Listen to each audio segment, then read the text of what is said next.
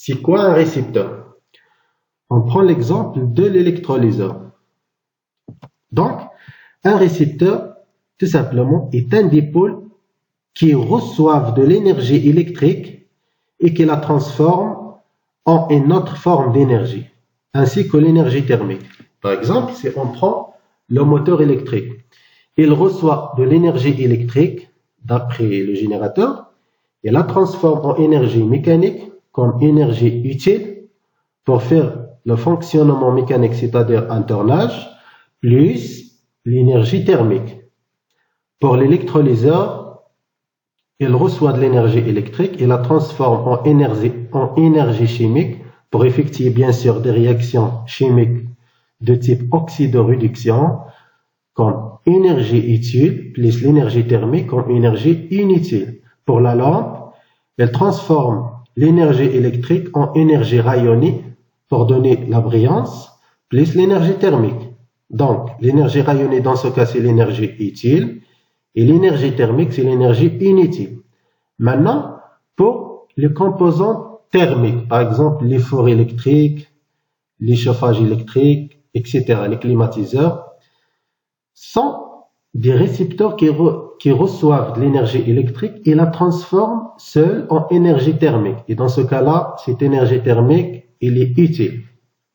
Voilà.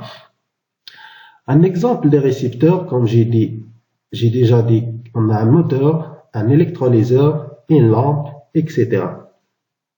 Maintenant, pour la convention récepteur, c'est l'opposé de la convention générateur. Comme j'ai déjà dit en convention générateur, la tension et l'intensité de courant ont le même sens. Dans ce cas des récepteurs, la tension UAB et l'intensité de courant sont orientées dans le sens contraire, en des sens opposés, comme vous voyez. Le symbole d'un électrolyseur est le suivant. Il est constitué d'une solution électrolytique, c'est-à-dire une solution ionique qui contient des cations et des anions. Par exemple, la solution NaCl, le sel. Donc, dans cette solution-là, on doit émerger les deux électrodes, la cathode et l'anode. Puisque c'est un récepteur, donc, le sens de l'intensité du courant, il est opposé à celle de la tension électrique. Pour atteindre la caractéristique d'un récepteur, c'est-à-dire la variation de la tension UAB en fonction de l'intensité du courant, on réalise le montage. Comme vous voyez, le montage il est constitué d'un générateur, d'un rhéostat électrique et d'un électrolyseur, plus les appareils de mesure, l'ampèremètre pour mesurer l'intensité de courant qui est branché en série, et le voltmètre pour mesurer les valeurs de la tension entre les bornes de cet électrolyseur-là, qu'on va étudier sa caractéristique. Comme vous voyez, toujours le voltmètre se branche en parallèle. Voilà. Donc, maintenant, on doit varier la tension UAB entre les bornes de ce récepteur-là. Et par conclusion, les valeurs de l'intensité de courant se varient aussi. Comment varier les valeurs de la tension entre les bornes de l'électrolyseur? Tout simplement, comme vous voyez, il y a un rhéostat. Donc, si je déplace le curseur C du rhéostat, je dois varier les valeurs de la résistance et par conclusion, les valeurs de la tension aussi se varient. Et par conclusion, les valeurs aussi de la tension, elles varient. C'est-à-dire pour chaque valeur de tension, il y a une valeur convenable pour l'intensité du courant. C'est ça l'expérience. Donc on déplace le curseur C du rhéostat électrique le long du rhéostat et on relève les valeurs de la tension UAB ainsi que l'intensité du courant. On obtient le tableau suivant.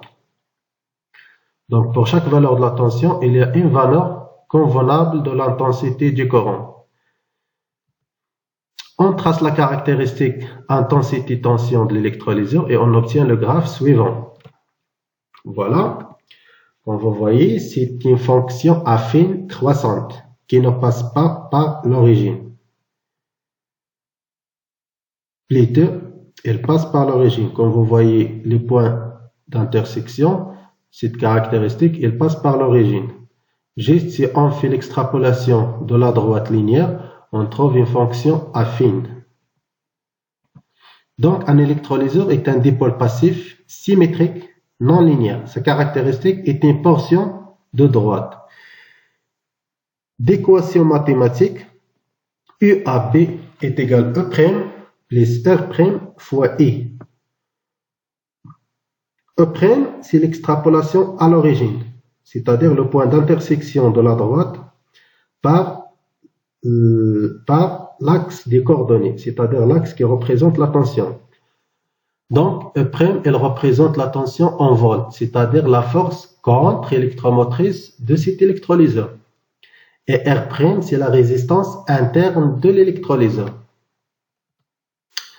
UAB en volts, la force électromotrice toujours en volts, la résistance interne de l'électrolyseur en ohms et l'intensité de courant en ampères. Comme vous voyez, la différence entre les caractéristiques d'un générateur et d'un récepteur, il se trouve dans le signe de la pente. Pour les générateurs, c'est une fonction affine décroissante d'une pente négative. Et pour les récepteurs, soit le moteur électrique ou bien l'électrolyseur, sa caractéristique est une fonction affine croissante d'une pente positive ou bien d'une pente supérieure à 0. Cette relation est appelée tout simplement la loi d'Ohm pour un récepteur. E' et la force contre-électromotrice de l'électrolyseur sont unités dans le système international et le volt. Et R' est appelé la résistance interne de l'électrolyseur. Sont unités dans le système international et ohm, car elles représentent une résistance. Voilà. Et pour trouver les valeurs de la force contre-électromotrice et la résistance interne, graphiquement, E' est égal à 2,2 volts. C'est l'extrapolation à l'origine, c'est-à-dire le point d'intersection de la droite par l'axe des coordonnées, c'est-à-dire l'axe qui représente la tension électrique. Et pour la résistance interne, tout simplement, c'est la pente. Et on calcule la pente par la relation suivante, la variation de deux valeurs de tension divisée par la variation de deux valeurs de l'intensité de courant. Voilà. Donc, si j'ai fait des calculs, on trouve la résistance interne égale 5 ohms. Voilà.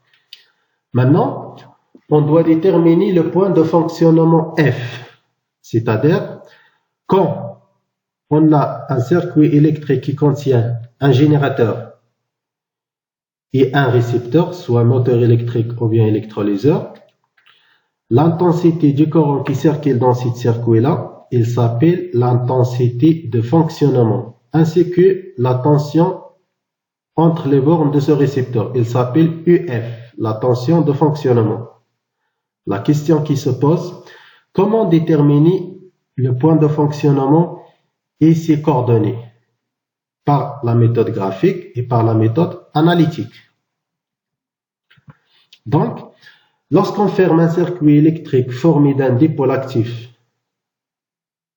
une pile, et d'un dipôle passif, un électrolyseur par exemple, l'intensité EF du courant qui traverse ou bien qui circule le circuit et la tension UF au bord du dipôle actif définit le point de fonctionnement du circuit de coordonnées EF et UF. Comment déterminer le point de fonctionnement? On peut les déterminer par les deux méthodes. La méthode graphique, c'est comme ça, comme vous voyez.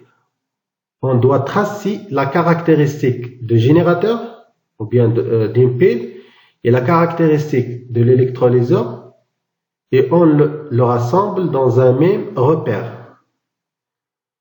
La caractéristique du générateur, comme on a déjà vu, c'est une fonction affine décroissante et pour le récepteur, c'est une fonction affine croissante. Il y a un point d'intersection entre les deux caractéristiques.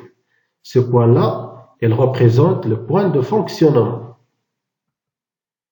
Donc, les caractéristiques tracées de la pile et de l'électrolyseur se coupent en point de fonctionnement F de coordonnées EF égale 0,8, comme vous voyez, et de la tension EF, si je fais la projection de F sur l'intensité de courant on trouve 0,8. Et si je fais la projection sur l'axe de la tension, on trouve 0,06 volts. C'est ça la méthode graphique à déterminer le point de fonctionnement. Maintenant, on passe à la méthode algébrique, ou bien la méthode analytique du courant qui traverse le circuit électrique. Je vous laisse pour faire cet exercice d'application. Voilà. D'après la loi d'Ohm, pour le générateur EPN est égal à moins RI, pour un récepteur EAB est égal à E' plus R' fois I. Voilà, on a déjà vu ça. Voilà. C'est ça l'exercice d'application que vous devrez être travaillé. Donc, on a les données pour les forces électromotrices et les résistances. Tout simplement, on doit appliquer la loi de Pouillet, c'est-à-dire la loi qui permet de calculer l'intensité E qui traverse le circuit. Comme ça, on peut calculer la valeur de l'intensité du courant E.